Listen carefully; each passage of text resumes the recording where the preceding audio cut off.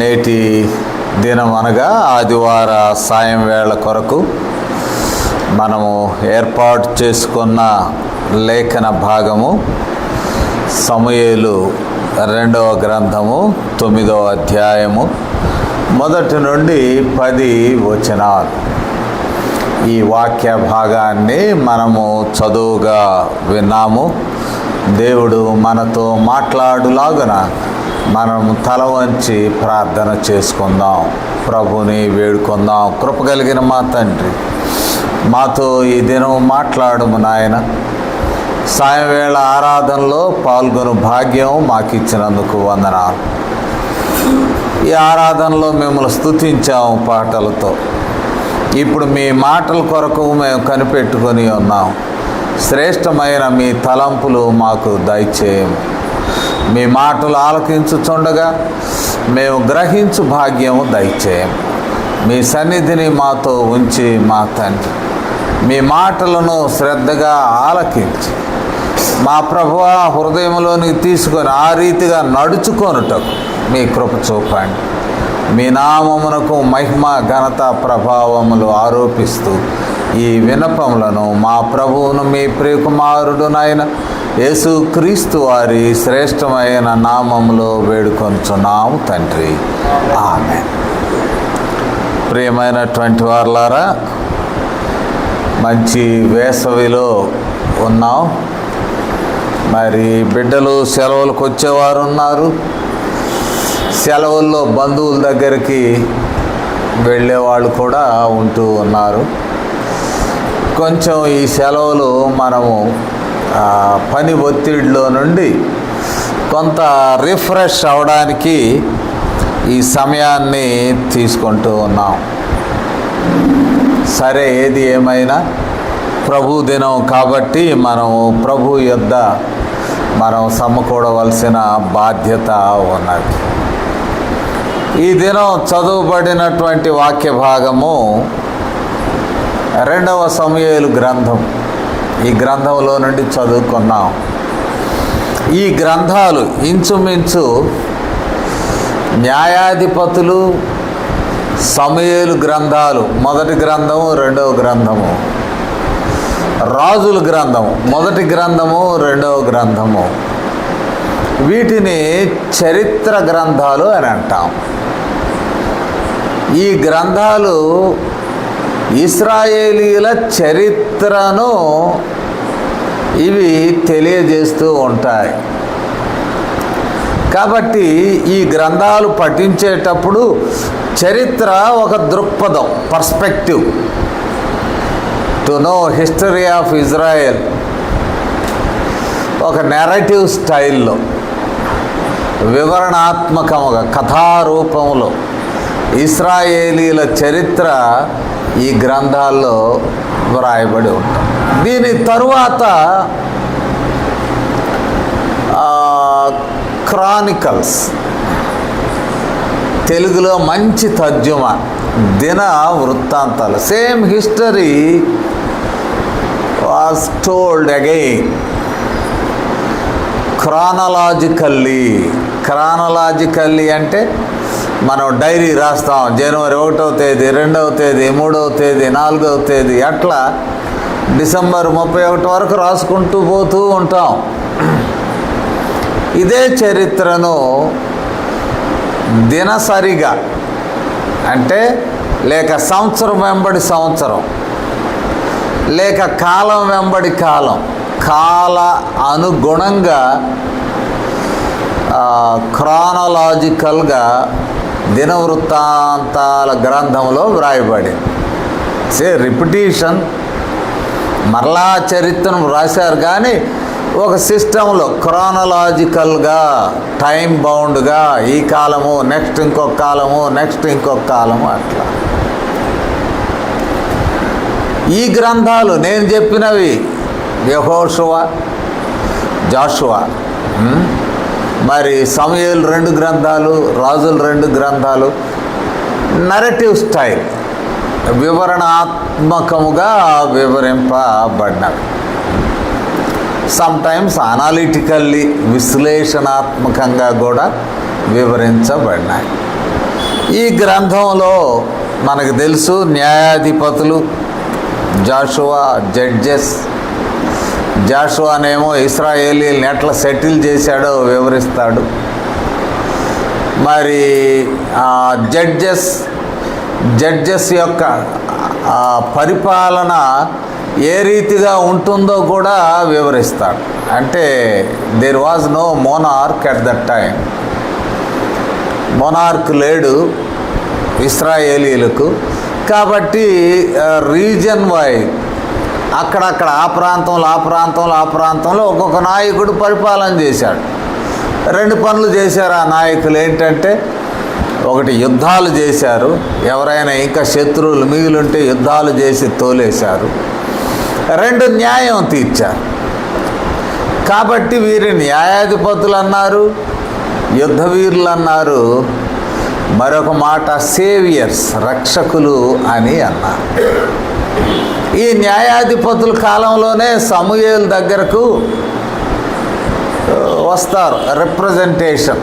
అయ్యా, న్యాయాధిపతులు కాదు, ఒక మోనార్క్ కావాలి, నీవు నియమించు అంటే సమూయేలు నో అంటాడు. ఎందుకయ్యా నో అంటావు? మాకు ఒకే రాజు, 12 గోత్రాలు బ్రహ్మాండంగా ఉంటుంది. నో. ఎందుకంటే ఇది మన ఇశ్రాయేలీల పద్ధతి కాదు, అన్యుల పద్ధతి. To have a king is the heathen tradition. మనము దేవుని ప్రజలం కాబట్టి థియోక్రసీ, దేవుని యొక్క పరిపాలనలో అధికారం క్రింద మనం నడుచుకునే వాళ్ళం, కానీ మనుషుల అధికారం క్రింద మనము నడుచుకునే వారము కాదు. లేదండి, చుట్టుపక్కల దేశాలు చాలా బాగున్నాయి, రాజు ఉంటే రాజు పరిపాలన కావాలి, సూట్ కాదు అని అడ్డం తిరుగుతాడు సమూయేలు. దేవుడు అంటాడు, పోనీ అబ్బా, ప్రజలు కోరుకుంటున్నారు, ఒక రాజును ఏర్పాటు చేయి. సౌలును తీసుకొచ్చి ఏర్పాటు చేస్తాడు. సౌలుతో దేవుడు సూచించిన వాడే కానీ సౌలుతో దేవునికి సంతృప్తి కలగలేదు. కాబట్టి సౌలు కాదు, దావీదును అభిషేకించమంటాడు. దావీదు వస్తాడు. రాగానే మరి ఎంటీ థ్రోన్, ఒక ఖాళీ సింహాసనం అక్కడ లేదు, సౌలు కూర్చునే ఉన్నాడు. సౌలు బెన్యామీనీయులకు సంబంధించిన వాడు. సౌలు ఖాళీ చేయడానికి ఇష్టం లేదు. దావీదు అప్రైజింగ్, ముందే అభిషేకం అయినది, సమూయేలు రహస్యంగానే చేసేస్తాడు. అభిషేకం అయినా కూడా దావీదు కుర్చీలో సింహాసనంలో కూర్చోడానికి ఖాళీ సింహాసనం కాదు, మరలా ప్రజా మద్దతు కొరకు వెళ్ళవలసి వచ్చినది. బెన్యామీనీయులు అపోజ్ చేశారు. ఎందుకంటే సౌలు మా రాజు, ఆయన కుర్చీ దించి నువ్వు కూర్చుంటావా ఏంటి? మరి 12 గోత్రాలను ఒక లైన్లోకి తీసుకుని వచ్చి ఆయన సింహాసనాన్ని అధిష్ఠిస్తాడు దావీదు. సో ఆ రోజు ఆయన సింహాసనం ఏదో ఒక లాటరీలాగా వచ్చి పడినది కాదు, దేవుడు ఎంపిక చేశాడు బికాజ్ ఆఫ్ ఈ స్కిల్, ఆయన కమిట్మెంట్ను. ఎందుకంటే సౌలుకు ఆయుధాలు మోసాడు. ఫస్ట్ సౌలు వెంట యుద్ధాలకు వెళుతుంటే ఆయుధాలు మోసేవాడు దావీదు.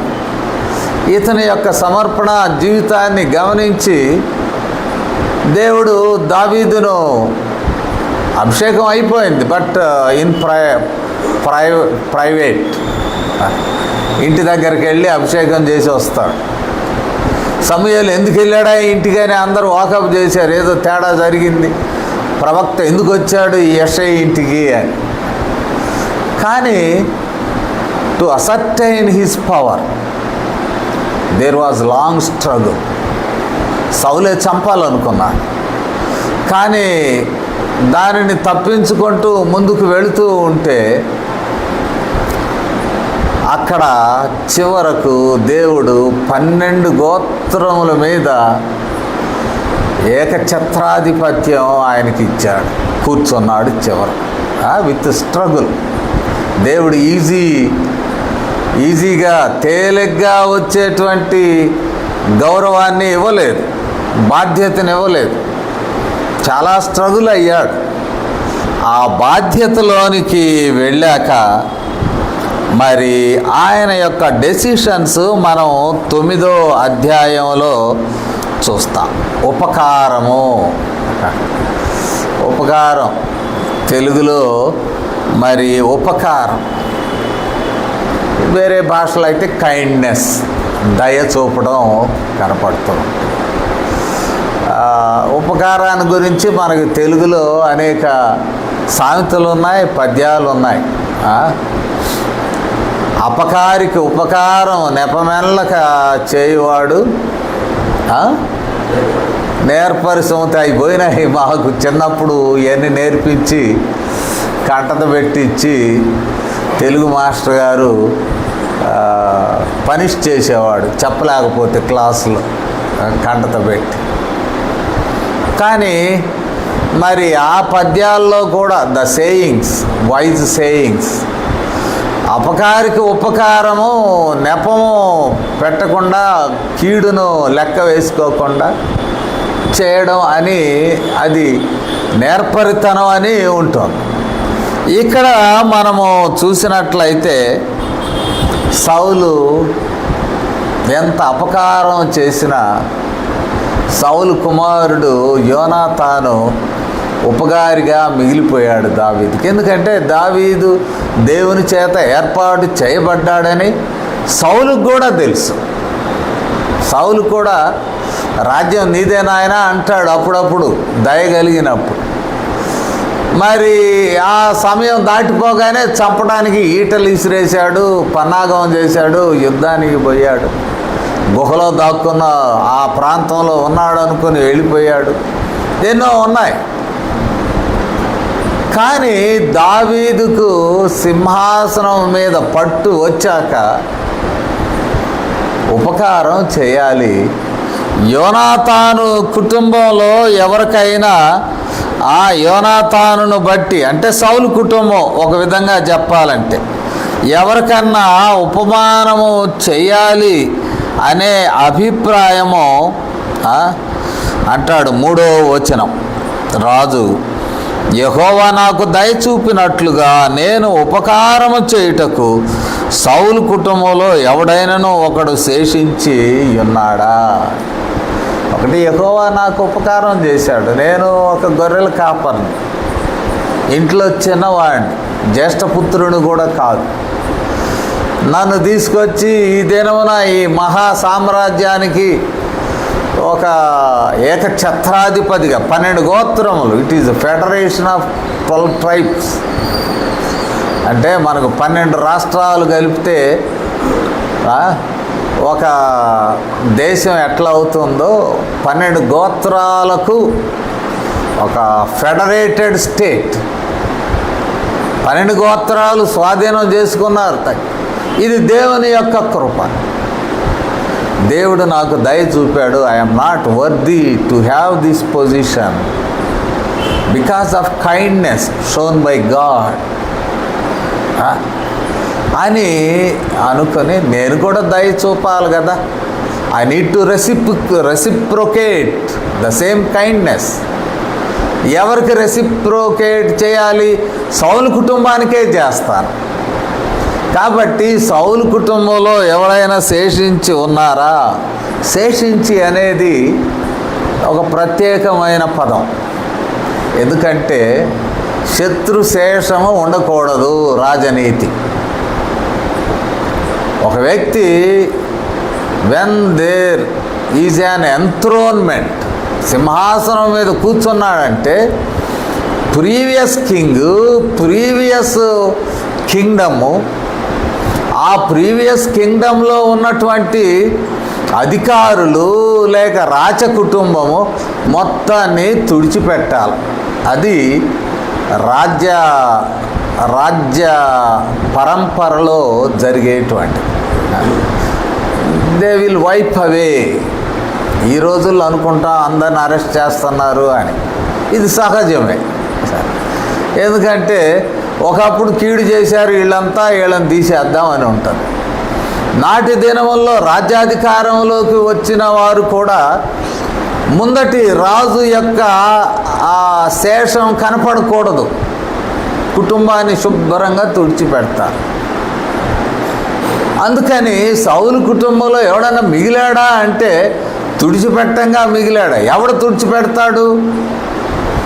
రాజు యొక్క ఫేవర్ కొరకు దారిని పోయేవాడు కూడా తుడిచిపెడతాడు. తుడిచిపెట్టి వచ్చి, రాజా ఇదిగో సౌలు కుటుంబంలో ఒకడు దొరికాడు, వాడిని నేను చంపాను, ఓకే నీ పారితోషికం నువ్వు తీసుకో, ఎందుకంటే రాజుకు శత్రువులు లేకుండా చేస్తూ ఉన్నారు.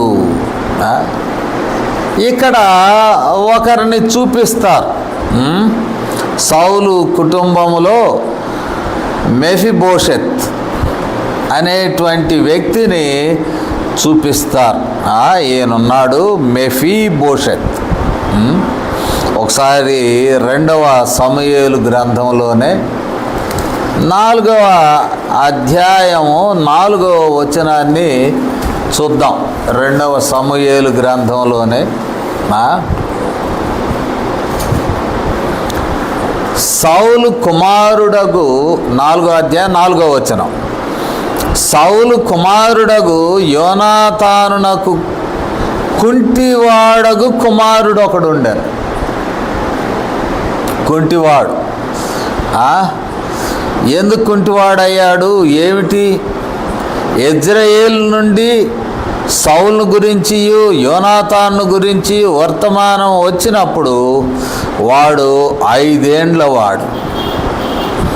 వాని దాది వానిని ఎత్తుకొని పరుగున పారిపోగా వాడు పడి కుంటివాడయ్యను. వాని పేరు మెఫీబోషెత్. పుట్టుకతో కుంటివాడు కాదు, పుట్టుకతో కుంటివాడు కాదు, ఆరోగ్యవంతుడే. ఎప్పుడైతే సౌలు కుటుంబానికి థ్రెట్ వచ్చేసినదో ఈ బిడ్డ యొక్క దాది అంటే మెయిడ్, ఆ బిడ్డను సాకడానికి ఏర్పాటు చేసిన దాది బిడ్డను తీసుకుని పారిపోతూ ఉంది. ఏదో ఒక రకంగా వెళ్ళాలి. ఆ రోజుల్లో టెర్రరిస్టులు అటాక్ చేసినప్పుడు బాంబే, యూదుల పిల్లలను దాది కాపాడినారు. వాళ్ళ మెయిడ్, ఆమె కూడా యూదురాలే. ఈ పిల్లల కొరకు ఒక దాదిని ఏర్పాటు చేస్తే ఆమె ప్రొటెక్ట్ చేసింది ధైర్యం. తర్వాత ఆమెను ఇశ్రాయేల్ తీసుకెళ్ళి సన్మానం కూడా చేశారు ఆమె ధైర్యముగా. సరే, ఇక్కడ సౌలు కుటుంబము ఒక థ్రెట్లో పడినప్పుడు దాది ఒకడు వారసుడు ఉన్నాడు కదా, యోనాతాను కుమారుడు, ఈ నన్ను కాపాడుదాం, రేపు పొద్దున ఎప్పుడైనా సింహాసనం దొరుకుద్దేమో రాబోతు రోజుల్లో, రహస్యంగా కాపాడుదామని ఎత్తుకుని పరిగెడుతూ పోతూ ఉంటే జారిపడి కుంటివాడైపోయినా. అది ఇక్కడ ఉన్నటువంటి బ్యాక్గ్రౌండ్ మనము చూస్తూ ఉన్నాం. ఇక రెండవది, కుంటివాడుగా ఎట్లా మిగిలాడో మనం చూసాం. రెండవ విషయాన్ని మనము చూసినట్లయితే ఈ మొదటి సమూయేలు గ్రంథములోనే 20వ అధ్యాయంలోనికి వెళ్దాం. 20వ అధ్యాయం ఇంచుమించు 14వ వచనము నుండి మనం వెళుతూ ఉంటే ఇక్కడ అంటాడు, యోనాతాను అంటాడు 14 నుండి ఆ మధ్యలో చూద్దాం. నేను చనిపోయిన ఎడల యెహోవా దావీదు శత్రువులను ఒకడైన భూమి మీద యెహోవా దావీదు శత్రువులను ఒకడైన భూమి మీద నిలవకుండా నిర్మూలన చేసిన తర్వాత నీవు నా సంతతి వారికి దయ చూపక పోయిన ఎడల నేమి యెహోవా నిన్ను విసర్జించునుగాక. ఈలాగున యెహోవా దావీదు యొక్క శత్రువుల చేత దాన్ని విచారించినట్లుగా యోనాతాను దావీదు సంతతి వారిని బట్టి నిబంధన చేశాను. There was a covenant between Jonathan and David. అయ్యా, నీవు సౌలు కుటుంబాన్ని మట్టు పెడతావు, నా సంతతిని స్పేర్ చేయాలి, నాకు నిబంధన చేయి, చాలా మేలు చేశాను నీకు, నాకు మేలు చేయి అంటే నిబంధన జరిగినట్లుగా మనము చూస్తూ ఉన్నాం. ఈ ఉపకారం ఇదే ఈ మొదటి సమయాలు 20లోనే ఇంకొంచెం 8వ వచనం చూస్తే ఇంకొంచెం క్లియర్గా ఉంటుంది. 8వ వచనం, నీ దాసుడనైన నాకు ఒక ఉపకారము చేయవలను అడిగాడు. హంబుల్గా అడిగాడు, నా పిల్లాడిని వదిలిపెట్టాలి, చంపవద్దు. దాది ఎత్తుకుని వెళ్తూ ఉంటే మరి అక్కడ తేడా వచ్చింది, కింద పడ్డాడు, పాపం కాళ్ళు పోయినాయి. ఏడో దాచిపెట్టారు. ఇంతకి దాచిపెట్టి అయిపోయాక దావీదు ఇన్ ఏ హ్యాపీ మూడ్, రాజ్యం చేతిలోకి వచ్చింది, రాజ్యాధిపతి అయ్యాడు, రాజ్యం చేతిలోకి వచ్చింది, సంతోషంగా ఉంటున్నప్పుడు ఎవరన్నా ఉన్నారయ్యా వెతకండి, నేను మేలు చేస్తాను, వారి కుటుంబానికి మేలు చేస్తాను. ఇక్కడ అదే మాట, నేను ఉపకారము చేయుటకు. సరే, సౌలు బ్రతికి ఉన్నప్పుడు సీబా అనేటువంటి వాడు సౌలుకు దాసుడుగా ఉన్నాడు. Maybe a slave, attendant, helper. Ziba అనేవాడు సౌలుకి దాసుడుగా ఉన్నాడు, లేక సహాయకుడుగా ఉన్నాడు. ఆ స్థానంలో చెప్పారు దావీదుకి, అయ్యా, సౌలు దగ్గర సీబా అనేవాడు ఉండేవాడు, అది పరిస్థితి అని మరి దావీదుకు చెప్తే రాజు పిలవనంపిస్తాడు. సాధారణంగా రారు. సౌలు చనిపోయాడు, సౌలు అసిస్టెంట్ని కూడా బ్రతకనివ్వకూడదు. It is dangerous. కానీ సీబా బ్రతుకు జీవుడా అని వచ్చాడు. సీబా అడ్రస్ చేసేటప్పుడు కూడా నీ దాసుడనైన నేనే సీబాను అనను. నీ దాసుడు, now I become slave to you. ఆ రాజు దగ్గర స్లేవ్గా ఉన్నాను, సౌలు దగ్గర స్లేవ్గా ఉన్నాను. నువ్వు పిలిపించావయ్యా, ఏం చేస్తావో ఏందో, కత్తి తీసుకొని ఒక్కటేసేస్తావేమో, నేను నీ దాసుడను. I am submitting myself. అంతే కదా. ఎవరు రాజ్యాధికారంలోకి వస్తే బ్యూరోక్రసీ ఆ రాజ్యాధికారంలో ఉన్న సిస్టంకు వారు లోబడాలి. అది సిస్టమ్ అంతే. ఈ పోలీస్ అధికారి గతంలో ఇట్ట చేశాడు, ఇప్పుడేంది మారిపోయాడు, ఆయనే మారిపోలే. పైన రాజు మారిపోతే ఏ రాజు ఉంటే నేను బానిసను దొర అనాల్సిందే. ఎవరికి దేవుడు అధికారం ఇస్తే క్రిందనున్నటువంటి అధికారులు, బ్యూరోక్రాట్స్ సెల్యూట్ కొట్టాల్సిందే. అయ్యా, నేను నీ ప్రకారమే వెళ్ళేవాడిని. అప్పటికే అనుమానం వస్తే ట్రాన్స్ఫర్లు చేయడమో, లేక హ్యాండ్ ఓవర్ చేయడమో, లేక వారిని రిజర్వ్లో పెట్టడమో చేస్తారు. నువ్వు రిజర్వ్లో ఉండవు, సంతకం పెట్టు సార్, నీ తీసుకుపోయా జీతం, ఇప్పుడే నీకు పోస్టింగ్ ఉండదు అని అంటారు. ఇది సహజం. నేటి దినాల్లో కూడా ఈ చర్చలు జరుగుతూ ఉన్నాయి. సీబాను పట్టుకొచ్చేటప్పుడే భయపడ్డాడు. సీబాను తీసుకొచ్చి మరి దావీదు దగ్గరికి వెళ్ళి ఇంకా గడగడగడ వణుకుంటాడు. నీ దాసుడనయ్యా, నేను నీ దాసుడని, I am after all your slave అంటే అప్పుడు అడగడం మనం చూస్తాం. రాజు అంటున్నాడు, ఇందాక చదివాను, యెహోవా నాకు దయ చూపినట్లుగా నేను ఉపకారం చేయుటకు సౌలు కుటుంబంలో ఎవడైనా ఒకడు శేషించి ఉన్నాడా? మరి సౌలు కుటుంబాన్ని తుడిచిపెట్టడంలో దావీదు హస్తం ఉందా? లేదు. నేను ఇందాకే చెప్పాను, సౌలు కుటుంబం మీద ప్రత్యేకమైన విషము దావీదు చూపించలేదు. దావీదు స్పేర్ చేశాడనే చెప్పవచ్చును.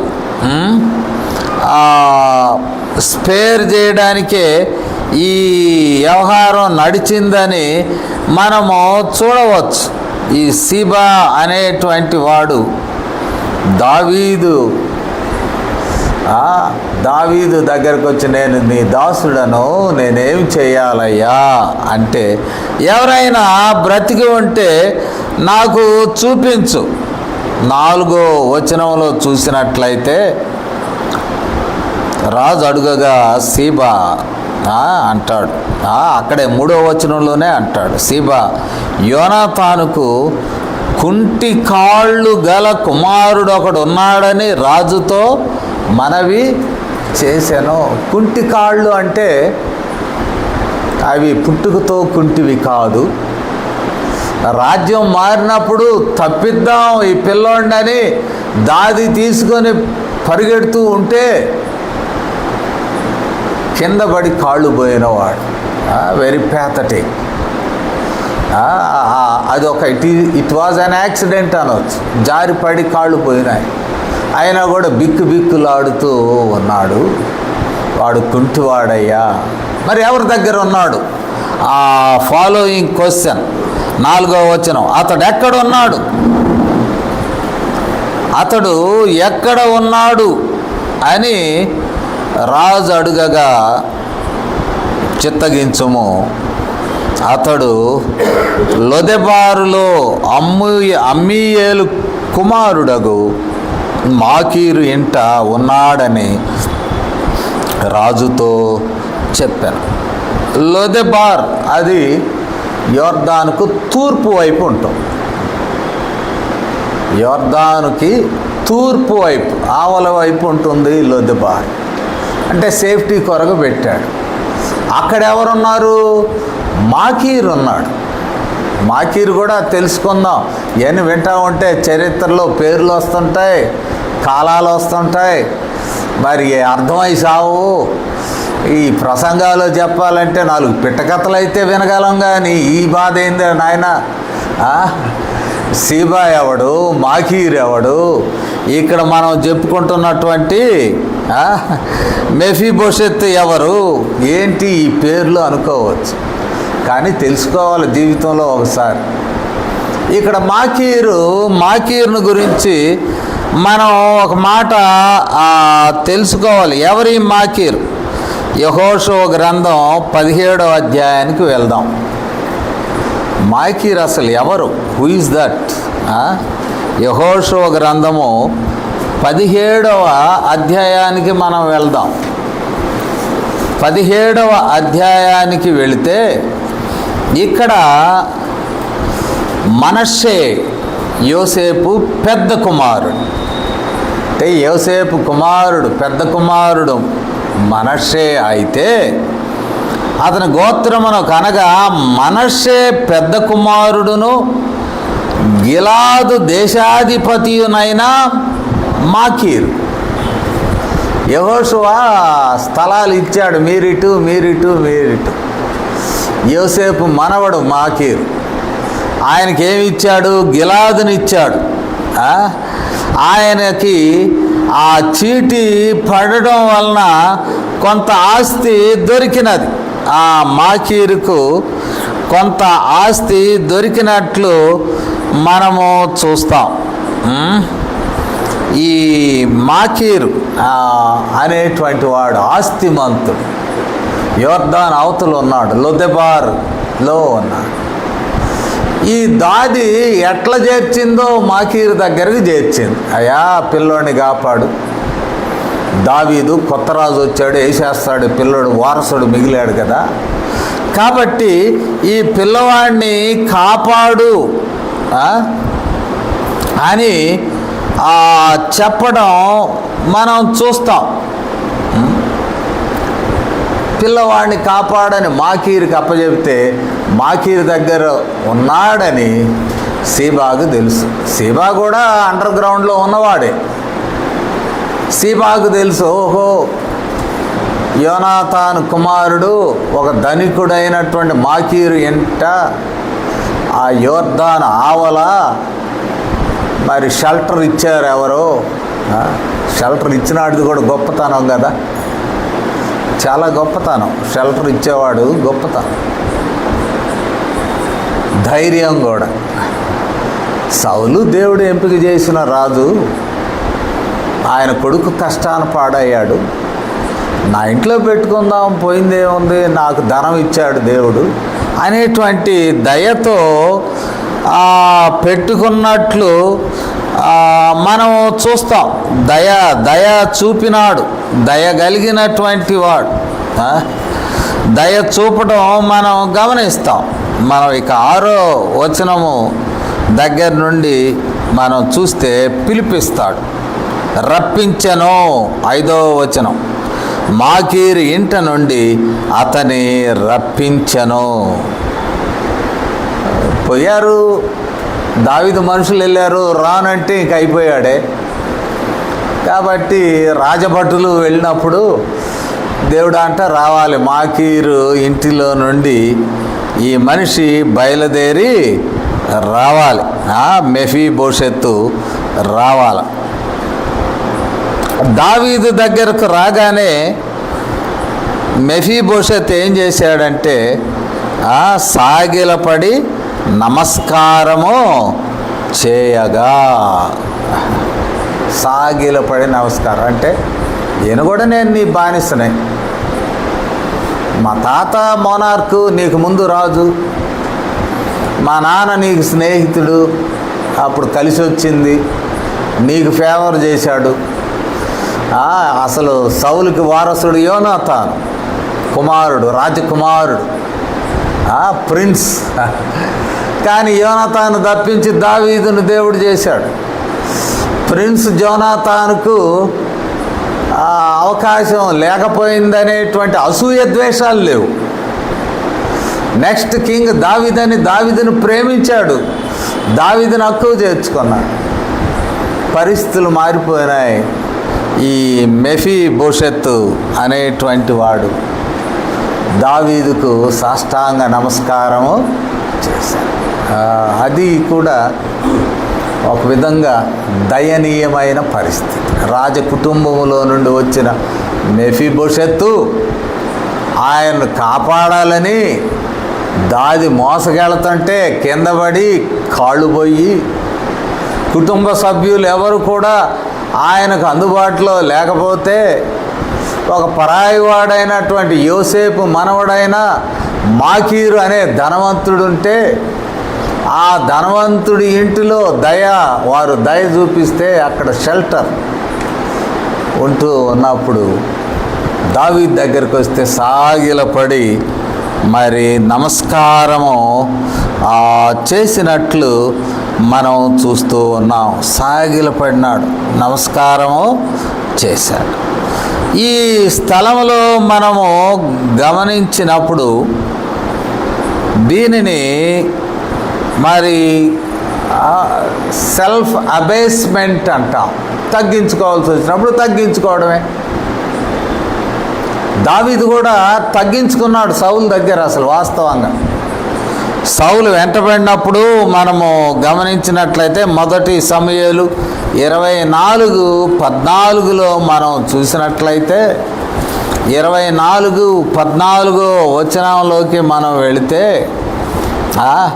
అంటున్నాడు, ఇశ్రాయేలు రాజు ఎవని పట్టుకొని బయలుదేరి వచ్చి ఉన్నాడు, ఎలాంటి వారిని తరుముచున్నాడు, చచ్చిన కుక్కను గదా, మిన్నల్లిని గదా. చిన్న నల్లినయా, నలిపేస్తే అయిపోయేవాడిని. బ్రతికున్న కుక్కగా చచ్చిన కుక్క లాంటి వాడిని నా కోసం సైన్యాన్ని వేసుకొని నువ్వు వచ్చావా సౌలు, నేను ఎంతటి వాడను అంటాడు దావీదు. ఇప్పుడు రివర్స్ అయిపోయింది. సౌలు మనవడు వచ్చి దావీదు దగ్గర సాగిలపడ్డం మనము చూస్తూ ఉన్నాం. కాళ్ళ మీద పడ్డం, సాగిలపడ్డం ఇలా జరుగుతూ ఉన్నప్పుడు దావీదు మంచితనాన్ని మనం గమనించాలి. దావీదు అంటున్నాడు, మెఫీబోషెత్తు 6వ వచనం మధ్య నుండి అని అతను పిలిచినప్పుడు అతడు, చిత్తము నీ దాసుడనైనా నేనున్నానని. 7వ వచనానికి వచ్చినప్పుడు, నీవు భయపడవద్దు, నీవు భయపడవద్దు, నీ తండ్రి అయిన యోనాతాను నిమిత్తము నిజముగా నేను నీకు ఉపకారము చూపి నీ పితరుడైన సౌలు భూమి అంతయు నీకు మరలా ఇప్పింతును, మరియు నీవు సదాకాలము నా బల్ల యొద్దనే భోజనము చేయుదు అని సెలవీయగా చాలా ప్రత్యేకంగా కనబడుచూ ఉన్నది. అయ్యా, నేను నిబంధన చేశాను. ఎవరికి నిబంధన చేశానంటే మీ నాన్నకి చేశాను, నీ తండ్రి అయిన యోనాతాను నిమిత్తం. యోనాతాను కొడుకు అయిన మెఫీబోషెత్తు, నేను నీకు మేలు చేస్తాను. ఏం మేలు చేస్తానో ఒకటి మనం చూసినట్లయితే, మేలు చేసే వాటిల్లో ఒకటి, సౌలు ఆస్తి అంతా నీకు ఇప్పించేస్తాను, సౌలు భూములన్నీ నీకు ఇప్పించేస్తాను. అంటే శత్రువు యొక్క ఆస్తి స్వాధీనం అవుతుంది. ఈ రాచరికం మారిన మరలా రిటర్న్ ఇచ్చేస్తాను, మెఫీబోషెత్తు నీకు ఇస్తాను, మీ తాతగారి ఆస్తి అంతా నీకు ఇస్తాను. నీవు సదాకాలం, సదాకాలం అంటే ఎంతకాలం? సదాకాలం అంటే బ్రతికినంతకాలం. అంటే దావీదు బ్రతికినంతకాలం లేక మెఫీబోషెత్తు బ్రతికినంతకాలం నా బల్ల యొద్ద భోజనము చేస్తాను, నా బల్ల యొద్ద భోజనం చేస్తాను. ఇది చాలా గొప్ప మాట కదా, నా బల్ల యొద్ద భోజనం చేస్తాను. రాజు బల్ల అంటే అది ఒకటి గౌరవం, డైనింగ్ విత్ ద కింగ్. రాజుగారి బల్ల యొద్ద భోజనం చేయడం అది ఒకసారి మన మాగుంట శ్రీనివాసరెడ్డి గారు నాకు కబురు చేశారు. ఒక మనిషి వచ్చాడు, పాస్టర్ గారు ఉంటే కలిసి బ్రేక్ఫాస్ట్ చేస్తాము, ఆయన పిలుచుకురండి అని. నేను వెనక ముందాడాను, అదేంటి ఆయనతో నేనేం చేస్తాను ఏంటి అని. అక్కడ జరిగింది ఏంటంటే, టు మై వండర్, నేను వెళ్ళేదాకా ఆయన టిఫిన్ చేయలే.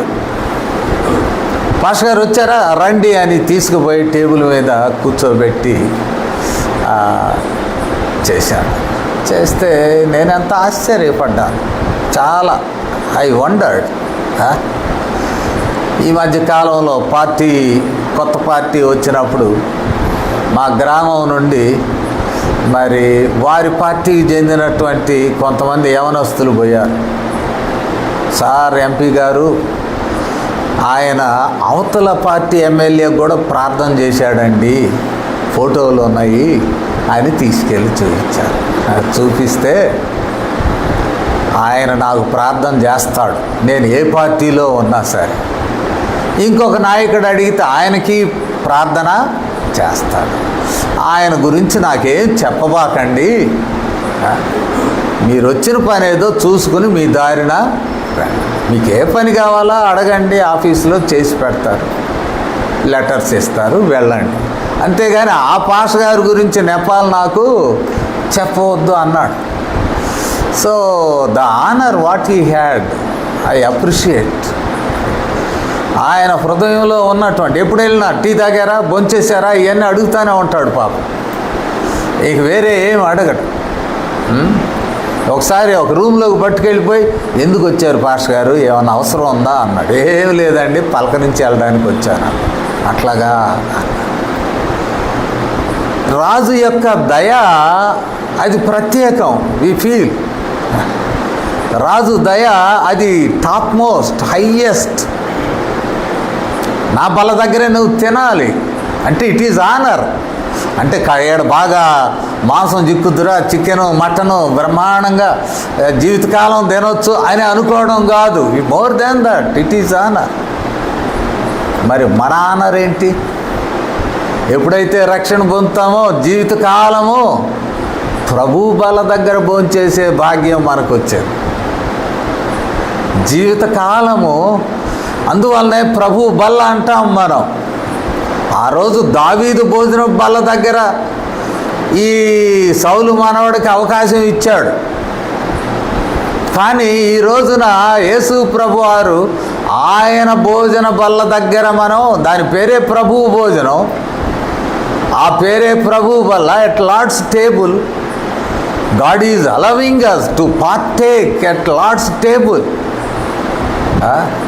ఒక రాజు దగ్గర భోజనం చేయడం కన్నా ప్రభువులకు ప్రభు, రాజాది రాజు, రాజ్యాధికారం తండ్రి చేత ఇవ్వబడినటువంటి వాడు, ఆయన బల్ల దగ్గర మనం భోజనం చేయడం ఎంతో సంతోషం. ఎప్పుడు కూడా don't miss if you get a chance to partake in at Lord's table. చాలామంది ఏదో ఆలోచించుకొని ప్రభు బల్లకు దూరంగా ఉంటుంటాం.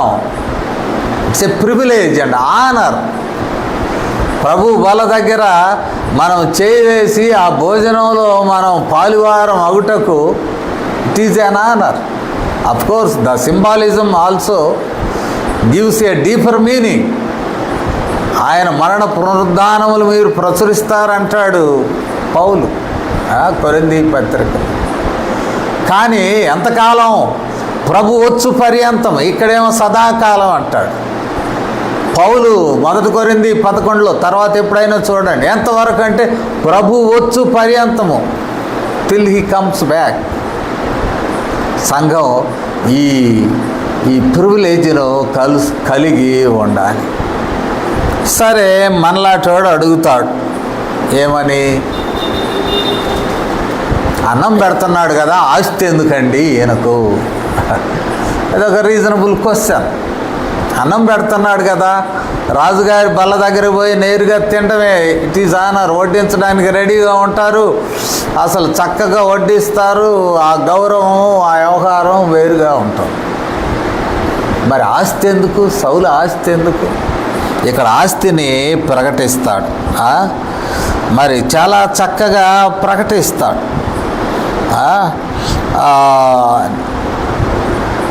నీ పితరుడైన సౌలు భూమి 7వ వచనం అంతయు నీకు మరలా ఇప్పింతును.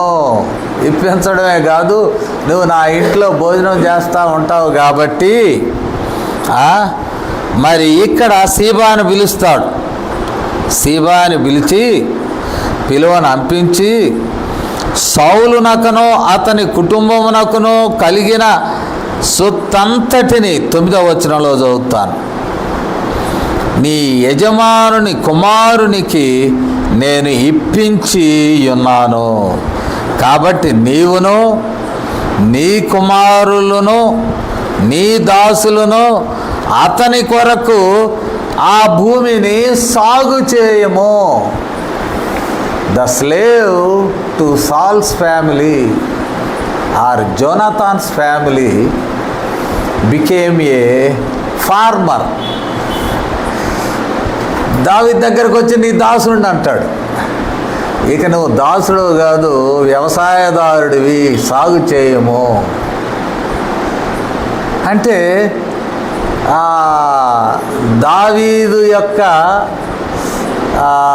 సంబంధాలు, రిలేషన్షిప్స్, శత్రువు మనవుడైనటువంటి మెఫీబోషెతు వస్తే ఆయనే నేను నీ దాసుడు అన్నాడు, నేలకు బోర్ల పడి నమస్కారం చేశాడు.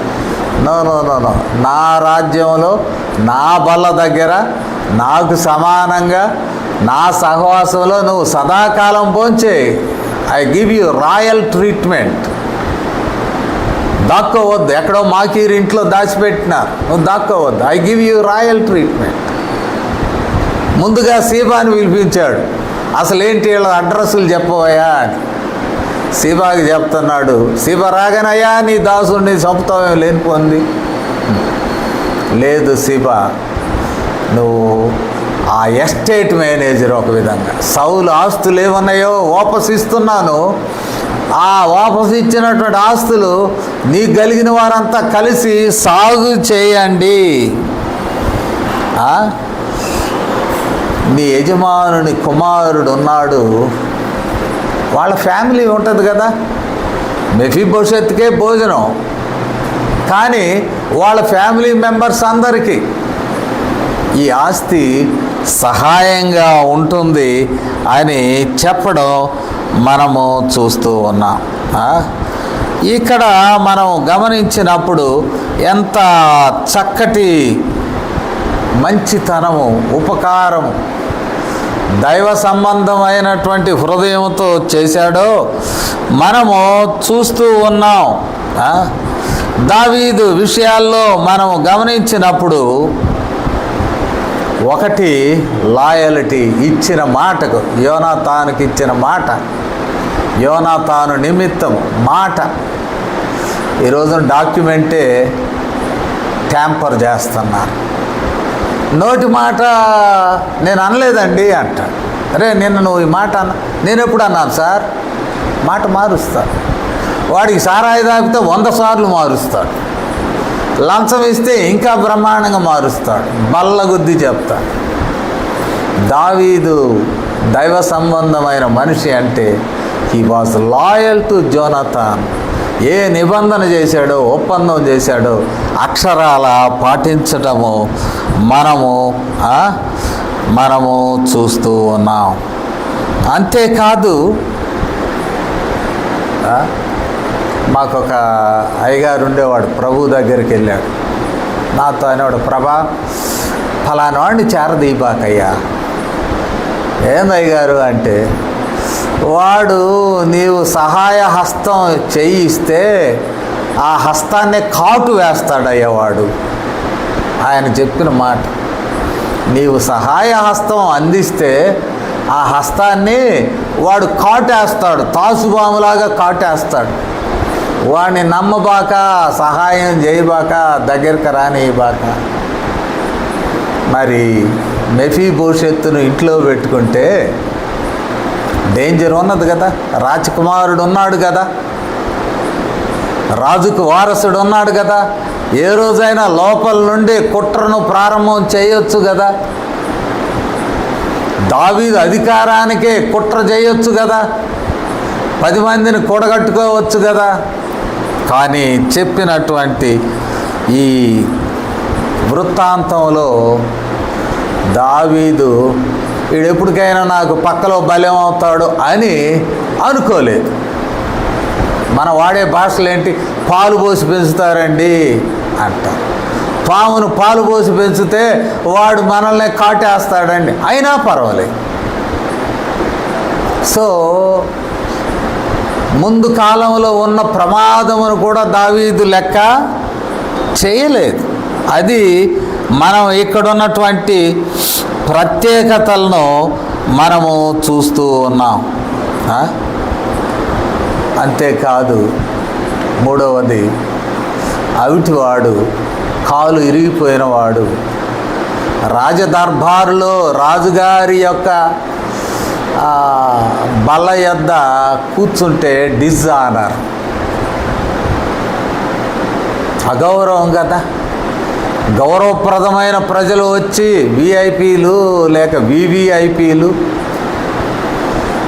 డిగ్నటరీస్ వచ్చి కూర్చునే స్థలంలో ఒకడు కుంటుకుంటా వచ్చి కూర్చుంటే అది చాలా అగౌరవం కదా.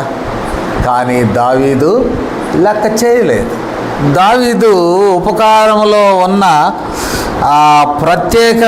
ప్రత్యేకతలను మనము చూస్తూ ఉన్నాం. ప్రత్యేకతలు కాబట్టి ఈ స్థలంలో మనము గమనించినప్పుడు దావీదు యొక్క మంచితనమును పరిశీలించినప్పుడు ఒకటి, మాటకు కట్టుబడి ఉన్నాడు. రెండవదిగా మనం చూస్తే అప్కమింగ్ డేంజర్ను కూడా లెక్క చేయలేదు. డిసానర్, ఈయన దగ్గర పెట్టుకుంటే ఎట్లాగో ఒక ఆయన నన్ను అన్నాడు, ఏంటి అయ్యగారు పిల్లిని సంకన పెట్టుకొని వచ్చావు అన్నాడు. అదేంటంటే నువ్వు తోడుగా తెచ్చుకున్నవాడు సామాన్యుడు కాదు, వాడు నిన్ను తప్పించి ఆయన పని చూసుకొని వెళ్ళిపోతాడు అని అన్నాడు. తప్పించాడు, వాస్తవమే. నన్ను వాళ్ళ పిల్లోడి కొరకు ట్రై చేశాడు, నన్ను పక్కన పెట్టి అది గాల నాది తప్పించాడు. వాస్తవమే. పిల్లిని సంకన పెట్టుకొని వచ్చినట్లు ఈ అంగవైకల్యం గల వాడిని తీసుకొచ్చి రాజుగారు ఓకే, నో ప్రాబ్లం. దావీదు యొక్క గొప్పతనము యేసుక్రీస్తుకు ముందు గుర్తుగా కనబడుచు అన్నాడు. ఆయన శత్రువులను దగ్గరికి తీసుకున్నాడు, శత్రువులను క్షమించాడు, సహవాసంలోనికి చేర్చుకున్నాడు, శత్రువులను క్షమించాడు. సౌలు యొక్క ఆ ద్రోహమును కానీ లేక ఉన్నటువంటి అకారణమైనటువంటి ద్వేషాన్ని కానీ దావీదు క్షమించాడు. యేసు ప్రభు వారు కూడా మనం ద్రోహులమై ఉండగా మనల్ని క్షమిస్తూ ఉన్నారు. రెండవది, యేసు ప్రభు వారు ఆయన బల్ల యొద్ద నిరంతరం ఉండడానికి మనల్ని యాజ్ రాయల్ గెస్ట్స్ మనల్ని ఆహ్వానిస్తూ ఉన్నారు. మూడవది, మనం పాపపు మురికితో నింపబడిన వారము తన మనిషిగా మనల్ని చేర్చుకొనడానికి ఆయన వెనుదీయ లేదు. ఇట్టి ఉపకారము దావీదులో మనం చూసాం. ఈ లక్షణాలు మనం కూడా మన జీవన శైలిలో మనం అవలంబించినట్లయితే నిజంగా దేవుడు మన యందు ఎంతో సంతోషిస్తారు. మనం దీవెనకరమైనటువంటి జీవితం, పదవి, అధికారము, సంపద లేక ఇతర విషయములన్నీ కూడా శాశ్వతం కాదు. కానీ వీ హ్యావ్ ఇట్, దేవుడు మనకి ఇచ్చినప్పుడు ఉపకారం విషయంలో శత్రువుకు ఉపకారం, అపకారికి ఉపకారం, అది ఇంకా మరి చెప్పబడిన సేయింగ్ మనం చేస్తూ ఉంటే అంటే ఒక మాట కూడా ఉన్నదిలే, తనకు మించిన ధర్మము మొదలు చెడ్డ బేరం. అంతదాకా పోనక్కర్లేదు, అంతవరకు పోనక్కర్లేదు. కానీ పాసిబుల్ హెల్ప్ ఎంతవరకు అయితే మనం చేయగలము అంత ఉపకారం చేసినప్పుడు దేవుడు మనలను తప్పక ఆశీర్వదిస్తాడు. ప్రార్థన చేస్తాను. పరిశుద్ధుడు తండ్రి, ప్రేమ కలిగిన మా ప్రభువా, మాతో మాట్లాడినందుకు వందనములు నాయన. ఈ మాటలు మా హృదయంలో ఆశీర్వదించండి. దావీదు ఏ రీతిగా ఉపకారిగా ఉంటున్నాడో మా తండ్రి, మమ్ములను కూడా ఉపకారిగా మమ్ములను నాయన ఆశీర్వదించుము. అట్టి మనస్సును దయచేయము. మీ ఉపకారం వలన ఈ దినం మేము మీ బల యొద్ద భుజించుతూ ఉన్నాము మా తండ్రి. మీ బిడ్డలుగా, సహోదరులుగా, మేము సహోదరీలుగా మీ చెంతకు మేము చేరగలుగుతూ ఉన్నాం. అట్టి మేళ్ళు దేవుడు నాకు చేసిన ఉపకారమును బట్టి మరొకరికి చేయాలనే మనస్సుతో మేము కూడా నింపబడి ముందుకు సాగు భాగ్యం దయచేయము. విన్న మాటలు మా హృదయంలో ఫలింప చేయమని క్రీస్తు వారి శ్రేష్టమైన నామములు ఈ విన్నపాలను వేడుకొంచున్నాము తండ్రి. ఆమేన్. మీకు వందనములు. దయచేసి అందరం లేచి నిలువబడినట్లయితే